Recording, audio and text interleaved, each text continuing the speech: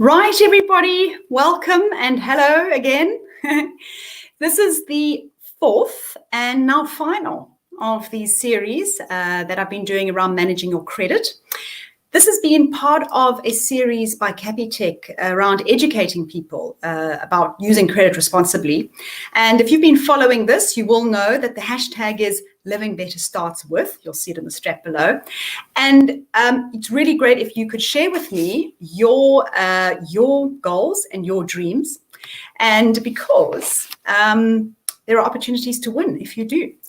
But I thought what I would do today is tell you a little bit about, I haven't shared with you what my Living Better Starts With dream is.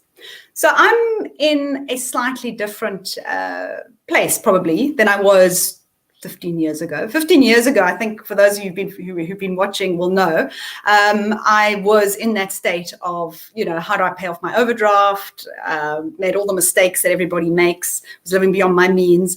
I'm not there anymore. I've built up, I don't have credit. I don't even have any money on my car, but I'm now starting to think about the later part of my life. And I'm thinking, do I want to be working at 150% every day for the rest of my life? And I'm not talking about retirement. I don't think I could ever retire, to be perfectly honest. I'm just like too busy a person. But secondly, I love what I do. I really, really enjoy, and I'm incredibly privileged to be able to actually live my passion.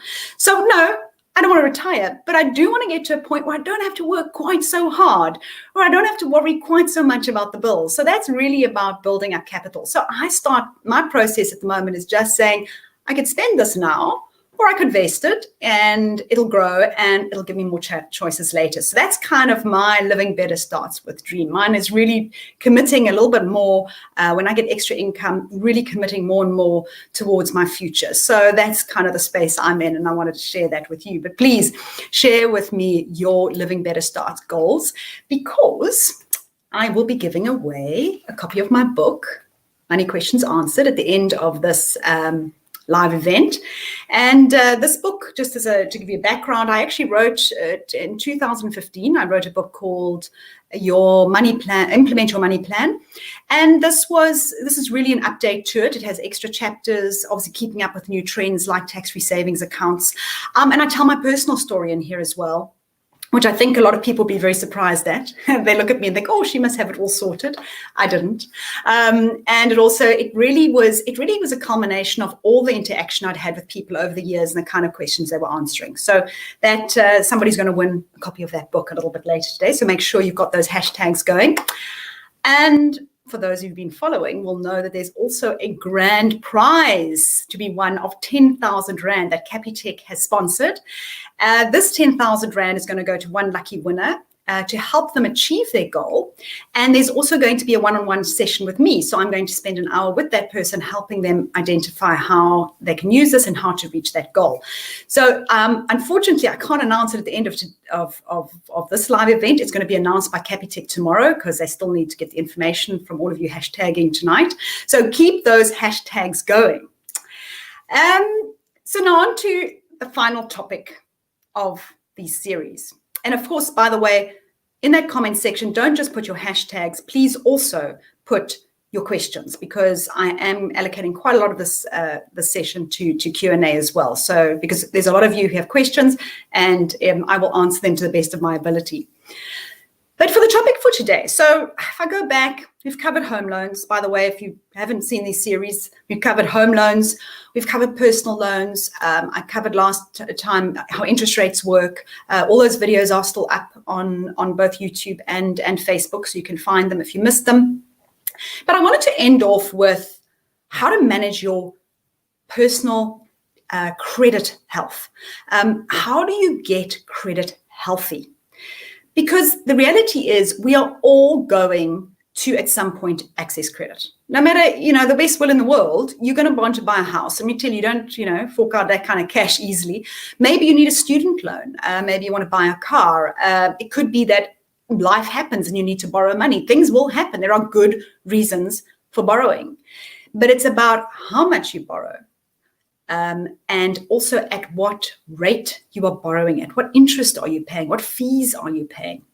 And a lot of that comes down to your credit score. And I can't tell you that probably the most important number when it comes to your money and your finances is your credit score. Extremely, extremely important. And we need to develop a good relationship with this credit score. We should be able to know at the tip of our fingers what our credit score is. And I have to tell you, even for me, although I'm not actually in accessing credit, I'm not in that stage of my life, I keep an eye on my credit score because of ID theft. And so I don't know if you've been following my tweets today or just the news in general, but ABSA had a breach of data. An employee gave personal information of clients to a third party. Don't worry, no PINs or passwords or any confidential information was handed over, because employees can't access that. It's all in cyberspace and protected. But a very similar thing happened with Experian, ironically, which is a credit bureau, in August, where personal information was shared. And what scamsters do with that personal information is ID theft. They impersonate us and pretend to be us. So they go to, and one of the biggest ones they do is generally cell phone contracts. So they will get enough data on you to mimic you and to pretend to be you. Because one of the checks, for example, they say, to verify you, do you have an Edgar's account? Well, if I've got all the data on you, I can say, oh, yes, I've got one of those, and I can answer all the questions and pretend to be you.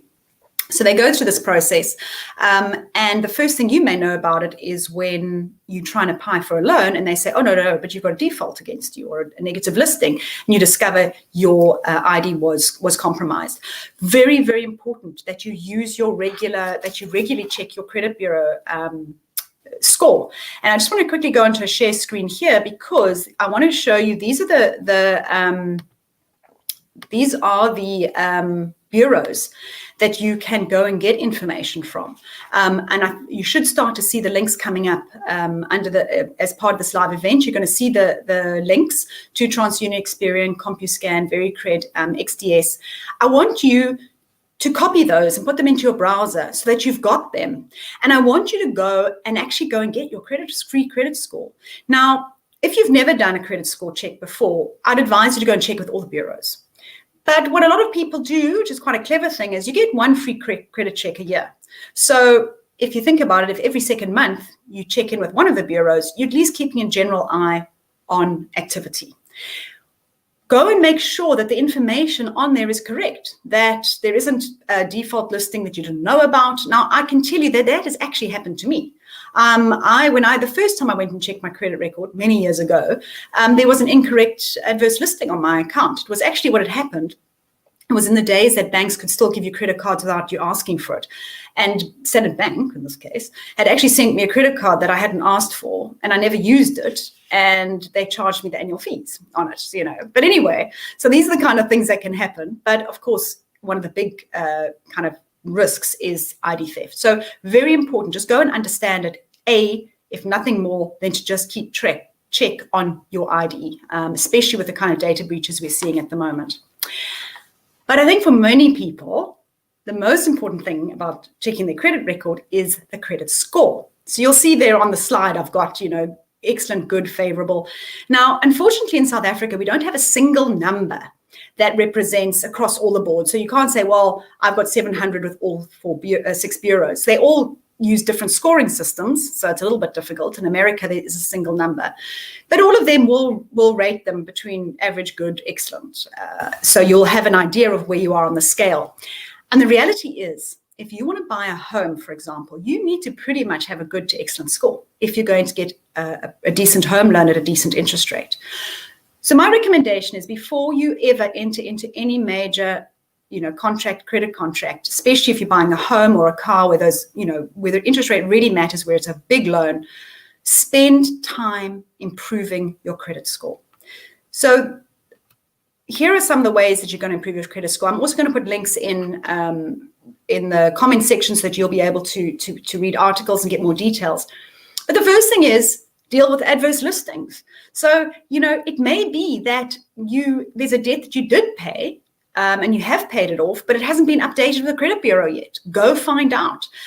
Be proactive. If it hasn't been updated, the article, I'll put a link through. You contact the credit bureau. You say, I have settled this debt. If there is, unfortunately, sometimes the only way to get something paid up is to pay it. So there may be a debt that you need to deal with. Go and focus on that.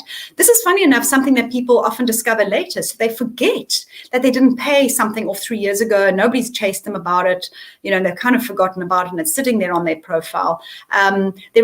It could have prescribed by now, in which case you can actually apply for subscription and get it again removed. So very important, go through those adverse listings. They have the biggest negative impact on your credit record possible.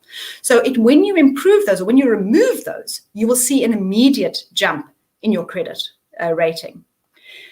The next thing to do is improve your payment history. Sounds obvious, but keep paying your bills. So what I find a lot of people do is, if they're struggling to make their payments, is they may say, for example, they have 3 loans. They may say, well, I'll pay 2 this month, but skip 1. And then the next month I'll pay the one I skipped, but miss another one. And then they'll rotate them like that, because you kind of have to miss sort of 3 payments in a row before it shows as a default. So if you kind of miss moving around and saying, well, I'm paying them, 2 months out of 3, so you're stopping them from defaulting. You think you're being clever, but the reality is the credit bureau looks at it holistically. They look at your entire payment profile across all credit agreements. So they will see that as actually consecutive missing, and it will knock your credit score massively. Missed payments, or your payment history, stays on your profile for up to 24 months. However, the good news is that if you start resuming and you clean up your payments and you consistently pay for about 6 months, you will start to see, after 6 months, your credit score will start to improve. Check the number of inquiries. This is a very important one, and one that I'm mentioning because people get confused about this. So one of the things we know is that if there are too many inquiries on your account, on your credit record, it sets up a red flag for the credit bureaus, and it could affect your credit rating. But inquiries like your own inquiry, if you went on every single day for 365 days of the year, you went to check your credit record, it will not affect your credit score. It's not seen as an inquiry. If your employer does an inquiry, it's not seen as an inquiry. In insurer, and this is very important, often when we go, perhaps we're buying a car and we want to insure the car, but we want to get a couple of quotes. Or, as I always say, review your quotes every year, or at least every second year. So you go out, you go and chat to a couple of insurers, you say, I would like to get quotes. They do an inquiry on your credit record. The reason for this is because your credit record even affects your premiums. If they see somebody who's got a good credit score, they think, this is somebody who will keep up their payments, this is a responsible person. So they do a credit check. Those credit checks are considered soft credit checks. They will not affect your credit scores. What they're looking for are multiple loan applications. So if suddenly they've got a whole lot of stores, microlenders, banks checking your credit score, they could then, your credit record, then they could think, oh, hold on a second, this person is starting to take out multiple loans. They're in financial difficulty. But of course, the same thing could be said of ID fraud. So if somebody is starting to try and apply for credit at a whole lot of places using your name, that's going to trigger and affect your credit score. Again, why it is so important for you to keep an eye on your credit score. Don't max your credit lines. Again, seems obvious, but when I speak to the credit bureaus, they say you should only use about a third, about 35% actually was a number of your extended credit. So you're thinking, okay, the bank's prepared to give me 10,000 Rand. I can use the full 10 and just keep, like, especially on my credit card or my store cards. I'm talking here revolving credit specifically. I'll just max out my credit card every month. No, actually, they want to see you not use the full facility. So although your full facility is given to you, they feel like if you're maxing it out all the time, you're living life a little dangerously. So you don't want to overutilize your credit lines. And they also look for a spread of credit. If it's all store cards, they're going to be worried. They're going to say, that's not healthy credit or good credit. They'll want to see car finance, maybe home loans, obviously a store card here and there, maybe a credit card, but they don't want to see multiple store cards, multiple credit cards. Those are considered more consumption debt and can be a warning sign. And of course, build the credit history. Now, this thing drives me mad because it just feels to me like I have to have credit to get credit. Like, I feel that isn't right. You go to the bank, you say, I want to get a home loan. I need to build up my credit history. They say, go take a credit card, right? And you're saying, but I don't want to take a credit card. So there is this tension in the system. One thing to note is that insurance policies actually qualify as part of your payment history.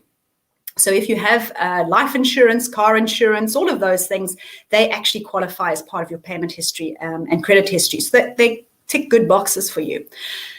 But if you want to go and get a credit card, because a credit card does help, please make sure you do it in a sensible way. So one of the things you can do, and I think I actually discussed it in the video, I'll put the link up there, because I actually just chatted to I think it was CompuScan or Experian. They've just bought each other, so I'm not sure which one it was I was talking to. And then they actually said, you literally you can take a credit card, make it 1,000 Rand limit, maybe 2,000 Rand, buy your groceries, but at the end of the month, you settle it in full because you can, the limit is low. That will show as a payment. It will show as a regular payment. So you still can be building up your history, but without getting yourselves, you don't have to take a 20,000 Rand credit limit. Okay, very important. So these are the ways that you can improve your credit score without landing up, with too much credit. So I wanted to talk a little bit about this whole credit card thing, because I have a credit card. In fact, I have one for my business, one in my personal name. I use my credit cards all the time. It's my primary transactions. So why am I so cautious about people using credit cards? And that is because of the way we use credit cards. So it's all good and well if you're spending and you settle at the end of the month, because effectively you're getting credit, you're not paying interest on it. So you're kind of using the bank's balance sheet there a little bit. And you get rewards and all sorts of things, and it can work really well for you. The problem gets when you're not paying it off in full every month. It is even worse if you're only paying the minimum. And I'm going to put a question to you guys that I want you to answer for me. If any of you have read my book, you'll know the answer to this. If you had a credit card balance of 20,000 Rand, how long would it take you to pay off the balance if you just paid the minimum each month? So you'll know when you get your credit card statement, it just says you owe us, and it's a small little amount relative to the balance. What if you stopped spending? You just stopped. And you said, okay, I'm going to settle this credit card. I'm not spending any more on it, but I'm only going to pay what the bank is asking me or the credit provider is asking me every month. How long will it take you to pay it off? Let me see what you are all thinking. I want you guys to give me an idea of what this is actually, how long it's going to take to pay off. I'm quite curious because people always generally say about 2 years to 3 years. Sometimes people say 5 years. Any of you? Oh, nobody's putting the hand up, or maybe he's going to refresh. About 10 years, Martin. Okay, so 10 years, Martin's going big here. Would it take 2 to 5 years, Anushka? Sharon, 10 years. Elton, 24 months. Okay, so we've got 10 years, 2 to 5 years, 24 months to pay it off. Okay, guys, you're in for a little bit of a shock. So I hope you're all okay. Darishni Shetty, is that how you said? 20 years.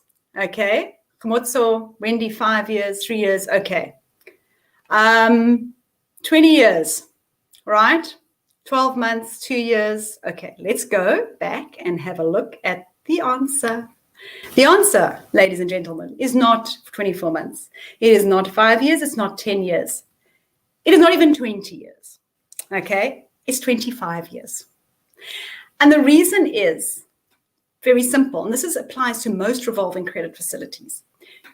When they say you pay only a minimum, the minimum, you can go and check your credit record, your credit agreements, your credit card agreements, is about 3% of the outstanding balance on a reducing balance. So what that means in English, so I owe 20,000 Rand and I pay, so I only have to pay a minimum installment of 3% of that. So that's 600 Rand. So I'm paying 600 Rand a month, which is why, of course, credit cards are fabulous, because I've got 20,000, I've spent 20 grand, I'm only having to pay 600. It makes it so affordable. Life is so affordable with those tiny little minimum payments that I'm paying. And of course, money's coming in and out and all the rest. So I'm not really keeping track of it, but I'm pretty happy. I can afford 600 Rand a month. And I haven't really thought about how this all works, because it just works for me, right? But as that balance reduces, so say now it's 10,000 Rand that you owe, remember, it's 3% of the balance. So now it's only 300 Rand a month. that you're repaying. So that amount actually starts to decrease. And if you can think about infinity, it's almost impossible to ever reduce it, because even when you get to 100 Rand a month, it drops to, you only have to pay us 3 Rand a month. So it keeps going down and down and down and down, making it very, very difficult to pay off. And the bulk of it is actually going to keeping the interest and very little to capital. This is actually what an amortization curve would look like for a credit card if you only paid the minimum over 20 years. The blue part is actually what you spent. The blue part is the stuff in your cupboard, your shoes, your clothes, groceries, whatever it is you've spent your money on a credit card. The red is the interest. So just look at that for a moment and understand why credit cards are so aggressively sold. I don't have a problem with credit cards. I have a problem when people are only paying the minimum amount. And the scary thing is 85% of South Africans do not pay their credit card in full at the end of every month. Sometimes they pay more than they need to, but many people are only paying the minimum, and they think that that is an affordable option. So that is actually, for me, why I get so concerned about the use of credit cards. So hopefully, Pinky, I need to close my credit card. That's exactly it. So that is, but I want to give you one tip about how to use your credit card effectively if you need to pay off over time. And this is something that I have to tell you, I only discovered probably only about 2 years ago, because I pay my credit card in full at the end of the month. So I never think about using it as a credit payment over time. But there's something called a budget facility on your credit card. And I always thought, budget facility, I mean, you're crazy, to put stuff on budget, you must pay it off at the end of the month. But Rose is a minimum payer. Sorry, Rose. So the key with the budget facility, if any of you have used it, just comment there if you have used the budget facility. So when you go and you make a purchase, it says, do you want to do this on budget? And then it says over 3 months, 6 months, 12 months. If you are wanting to make a purchase, and I'm not talking about your groceries here, I'm talking about maybe you're buying a TV there's an item you have to pay for. Okay, of course, I'd tell you to save for it, but say you have to pay for it. And you select budget. It actually makes sure that you pay it off in that time frame. So it's not just the minimum of the balance. It'll actually say, right, so say, for example, it's a 12,000, or say it's a 10,000 Rand TV, and you're going to pay it off over 12 months. I'm assuming a 20% interest rate. It will say, right, you will pay 1,000 Rand a month for the next 12 months, and it will be paid off. So for me, in that scenario, sometimes a credit card can be more useful than a personal loan, especially for short-term purchases, like a 3-month, 6-month, or 12-month. If you watch I think it was the second webinar I did where we showed the costs, the fees of personal loans. So there's a lot of fees that go into initiation fees, especially. And so if you're using your credit card, you can actually effectively use it as a very short-term loan if you needed to, without paying all those fees, additional fees. But again, I only share this with you. I'm anxious about sharing it with you because, of course, you've got to make sure you make those payments. I don't want you to start abusing your credit card. But actually, that budget facility is not a bad way to pay off something over a short period of time that doesn't leave you with this legacy of only paying the minimum and paying all of this interest forever. I see Sharon used the budget facility for a bed. Excellent. Martin as well. That is really, really, again, it dawned on me about 2 years ago that this actually can be a useful mechanism. Of course, I would advise you to please try and save for things, because everything costs money and interest, but your budget facility on your credit card is there as an option. So I'm going to start taking a few questions. I see here, credit card accrues better interest on positive balance. So Rose, that's an interesting question. But credit card actually gives you very, very little interest if you're in credit, maybe 2% if you're lucky. What I have seen is someone sent me a statement from a bank and said, no, but look, it says 9%, I'm getting 9%. And it wasn't. The 9% was what they were being charged. And it's I actually went to the bank and they said, yes, no, they need to revise their statements. It looks confusing. But I promise you get very, very little interest rate if you leave money in your credit card. A good strategy, though, is you could upload your credit card up front. So say, for example, you know for the month you're going to spend 10,000 Rand on your credit card. You could put that up front and spend it, because then there's no money. You don't have to owe any money at the end of the month. But you're not really going to do it because it's going to make you a lot of interest. Okay, Sharon has her husband paying her monthly budget facility. Clever woman. I don't know if her husband's so clever. So debt, you should have used the budget facility for your sewing machine. Now, a sewing machine would have been actually such an interesting one because I imagine possibly your sewing machine could even generate you an income. Maybe you're sewing masks for everybody, so it could be a positive purchase. And again, you could have paid it off over a period of time. Wendy asks, many years ago, I put an item on budget and I wanted to pay it off sooner as I got in some money, but I had such trouble with the bank trying to do that. They didn't want me to. You know what? That is going to be part of the problem. It's all the way they structure these things. So the banks have systems in place and the systems just can't cope with anything like that. So it's amortized, it's worked out, there's a statement, it's separate. If you look at your budget facility, it'll actually show it as a separate payment to your minimum payment on the rest of your credit card. So yeah. Probably that is an issue. Banks aren't always, if the system doesn't allow for it, it gets all confused. Can I transfer my salary to my credit card and pay my expenses from there? Absolutely, by the way, that is what we do. We actually do that every month. We know exactly, we don't put our full salary because I find I prefer my transactional account for my debit orders, but we take it and we actually put that amount that we're going to spend for the month into the credit card every month. So we keep a very low minimum, and then we actually preload it.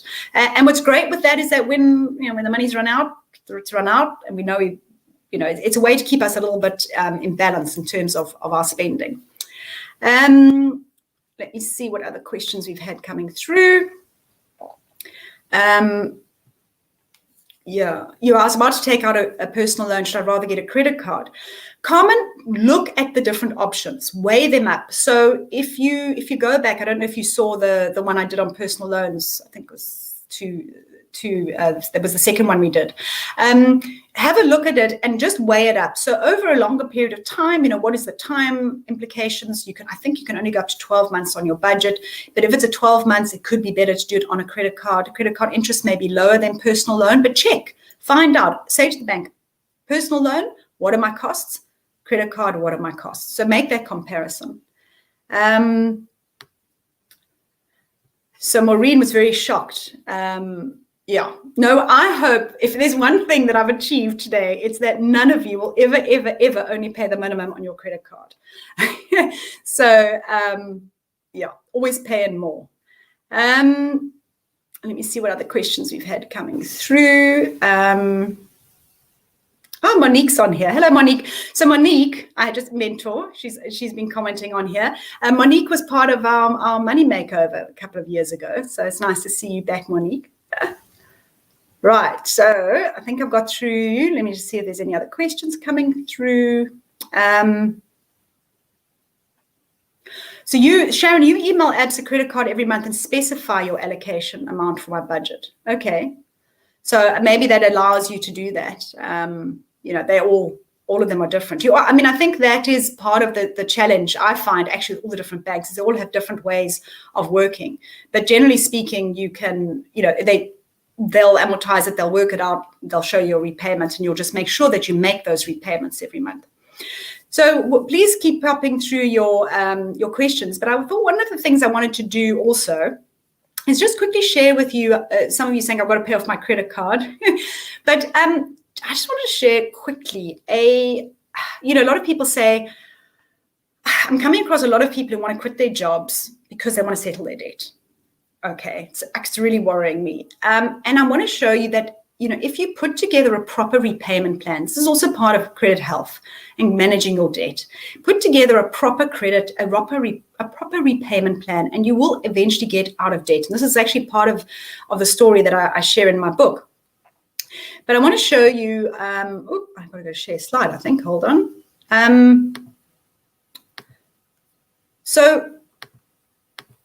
Okay, let me show you this ugly credit card one again. There we go. Oh, it's not coming up. Why are you not doing this? Hold on a second. There we go. Using the snowball effect. So I don't know how many of you are familiar with it. Please post as well if you've used this before, familiar with it. So the snowball effect is saying, I've got an extra 1,000 Rand a month, okay? I've managed to cut back some expenses, or I've got a little bit of side gig going on. I've got this 1,000 Rand. How do I use this to settle my debts? Do I allocate a little bit across all my debts? Do I pay my biggest debt first, my smallest debt first, the highest interest debt first?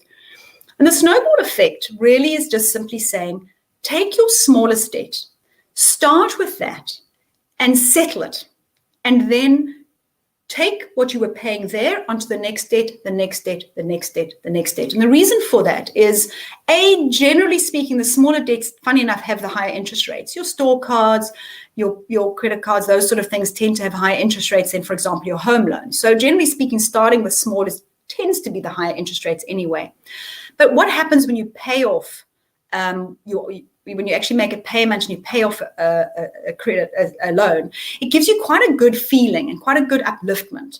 It also improves your credit record, because remember I said, if you've got all these multiple accounts, it's not always looking so good, especially if there are a lot of store cards. So if you start to shut those store cards down one by one, you're going to improve your credit record. Very important, of course, as you're doing it, you have to close the credit facilities, because when you have your credit bureau, they will consider all of your facilities as your total credit, even if you're not using them. So you do need to actually close it. But in this example, I just want to quickly take you through it. So say, for example, you've got a retail store card where you owe 3,000 Rand, clothing account 7,000 Rand, personal loan 10,000, credit card 30,000. I've been very kind here, and I've assumed you're actually paying 2,500 Rand a month to a credit card and not just the minimum. But those are your repayments. You've now got an injection of 1,000 Rand. So in January, you increase that retail store payment. You were paying 300 Rand a month. Now you're going to make it 1,300 Rand a month. You will have it paid off by March. You now have 1,300 Rand. So you've effectively grown your 1,000 Rand to 1,300 Rand because you've closed that retail store card. You've got that extra 300 Rand. You take that and you add it to the clothing store account. You now make the clothing store account's no longer just 500 Rand. You're now paying 1,800 Rand to it. You settle that by June. In June, the clothing account's now paid off. So now you have the 1,800 that was going to that clothing account, and you allocate that to your personal loan. So you increase your personal loan from 650 Rand a month to 2,450 Rand a month. Same thing, you take that, the personal loan's now paid off, you now have 2,450 Rand available to you, you allocate that and you increase it to your credit card. And in this particular scenario, you would be debt-free by December 2022. Now, I know that isn't exceptionally exciting, and it's not like telling you that tomorrow you'll be debt-free, but it is just a very simple way of showing you that you don't have to wait for a lump sum or to win the lotto to settle debt. It actually just requires a systematic approach, discipline, and making sure that you actually close those credit lines as you go along. You don't need a windfall. You don't need to wait for a miracle. And for goodness sakes, you do not need to leave your job and access your pension fund. Please don't do that. So I'm going to take a few more questions before I announce the winner of my book for today. Devanshini. Am I saying it correct? Devarshini. Maybe you should type in it phonetically so I can make sure I'm saying correctly. So you've used the snowball effect. Ulu, have been paying more than the minimum on my credit card, but I still have about 50% debt owed. Does this affect my credit score? 50% debt owed. I'm not sure what you mean by that. If you mean that that's 50% of your facility. If you're 50% of the facility, then that should be fine. If you are paying 50% of your income to debt, that would not be fine. That would definitely be negative on your credit score. So I'm not sure which one. But you do need to try and have a look. But go and have a look at your credit score. Go and look at it and understand what it is that that's happening there. Sharon needs that book. Okay. Let me see any other questions. Susan, I currently don't have a credit card. I'm thinking of taking one to use it for emergencies or save up some funds and put them in a money market account? Which one should I go for? So that's an extremely good question. Should I have a credit card for emergencies? So you should have an emergency fund that is cash, that is put away, that is real money, that is not credit, okay? Let me tell you, when all the debt counselors tell me, when I speak to them, they said the thing that pushed people over the edge is an emergency. Every single time. It's a death in the family. It's a medical emergency. It is some emergency they did not have liquidity for. It's extremely important that you have money put aside for an emergency sitting in a money market account. Very important. But your credit card can be a very good immediate payment. So say, for example, you land up in hospital or something, you've got to pay the bill straight there and then. Or, I tell you, my mother's partner was rushed to hospital, broke his shoulder. They wouldn't admit him until my mother had put down her credit card. So, private hospitals for you. Sometimes you just need to pay up front, and that's where a credit card can be very useful. But you have the money sitting there to settle that credit card. Okay, so it could be used in both ways. I just don't want a situation where you take it for an emergency and then, you know what, the kids need this, and let's have a good Christmas, and you pull it out. So you need to know that you have the discipline, and probably the best way of having that discipline is to keep a low credit limit on it. But again, I suppose you've got to balance those two things up. But it is an interesting one. A lot of it is about your own discipline and whether you know that you can stick to it.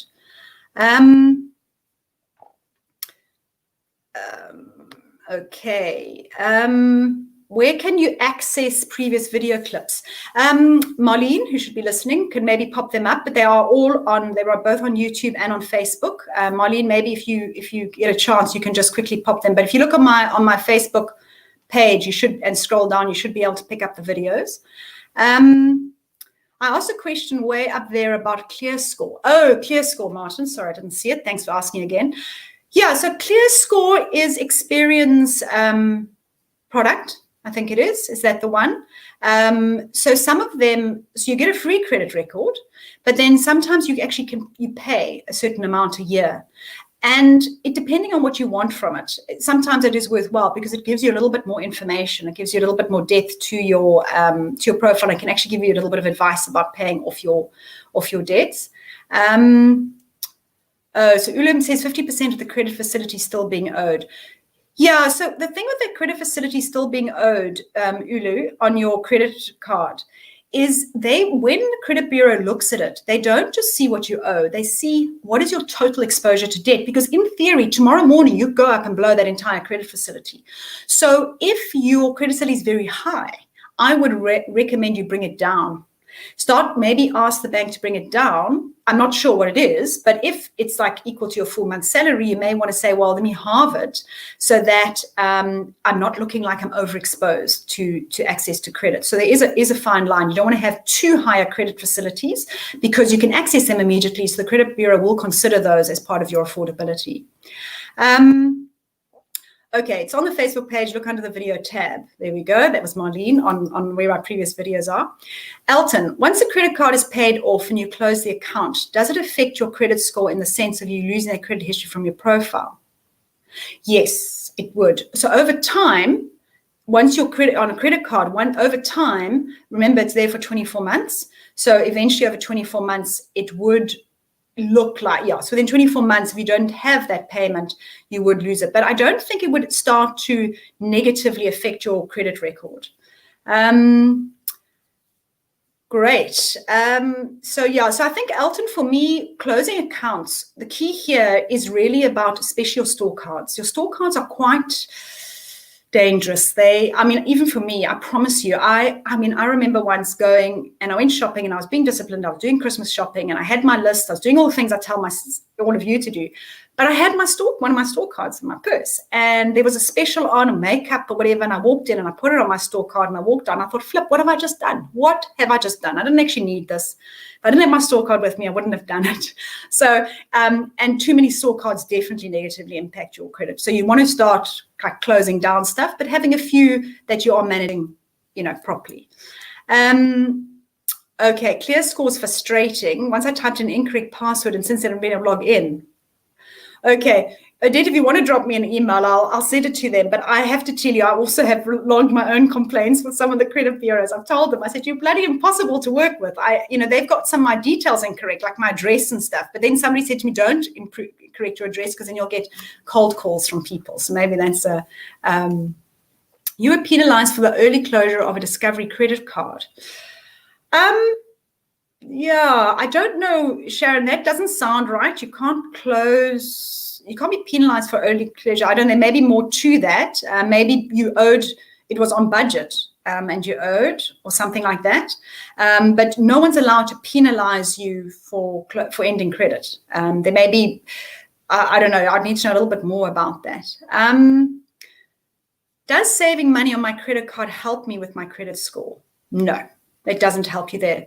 That wouldn't necessarily improve your credit score. So it's payments. They want to see payments. So that's an interesting one. If you make a regular payment into your credit card, even though it's not increased, maybe it will look like as a regular payment, even if you're not using it. I'm actually not 100% sure on that one. But I think if you're just making those regular payments, even if you haven't used the facility, it could reflect still as a payment. That could be a good one. Ulu, she needs the one-on-one coaching so badly. It's a matter of life and death. I know, I do. I think sometimes that's how money feels. It does feel like a matter of life and death.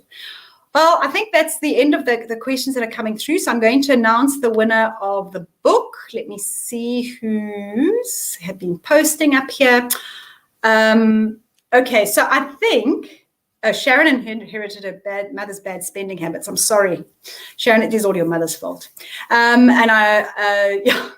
So I'm going to make the winner of my book today, simply because I feel really bad that I can't pronounce your name properly, Devran Shetty. Although I have to tell you, first of all, you've been on every single, I know, because you've been on all of these events, so well done. But I wonder how useful this book's going to be to you, because you actually have really done the snowball effect and you don't have a credit card, but there's a lot about investing here, so maybe that'll help you. So I'm going to make you my winner for today. And I think I'm going to add in, I'm going to give away a second book because there was somebody who did beg me, and I can't remember who the person was who begged me. Maybe Marlene, you'll remember. I'll give out two because it's the final one for today. And Marlene, who was the person who said, "Please, I need that book"? Because then I'll add that person on as well. I was somewhere there. And somebody saying, "Have I done a video on debt consolidation?" Yes. Maybe Marlene can quickly. Sharon, it's you. I know, Martin, you've been on all the videos, and didn't you win? You won a book. Didn't we give you a book last week? So that's good. Yeah. Great. Well, guys, thank you so much. And please listen out tomorrow. Keep your eye out tomorrow. We're going to be, Capitec will be announcing the winner of the 10,000 Rand and one-on-one session. So thank you. And thank you all for your amazing engagement and your amazing questions. And please, you can follow me on Facebook. You can drop questions to me through Facebook. And you can, my website, My On Money, has so much information. Even if you just type in debt consolidation in the search engine, you will find my videos, my articles. There is endless amounts of content. So don't worry, I'm not abandoning you. It's just the end of these particular sessions. So thank you, everybody, and best of luck. And please enter this festive season with responsibility, but don't, okay, so my last thing today at the moment is, I know this has been a tough year, so be kind to yourself, budget properly, but don't be scared to maybe spoil yourself a little bit, as long as it's not on too much credit. That's what I'm doing. I just think I'm having my family around, I'm spending a little bit extra on the table decorations, the enjoyment, the food, because that's what I want to do. Thank you, everybody.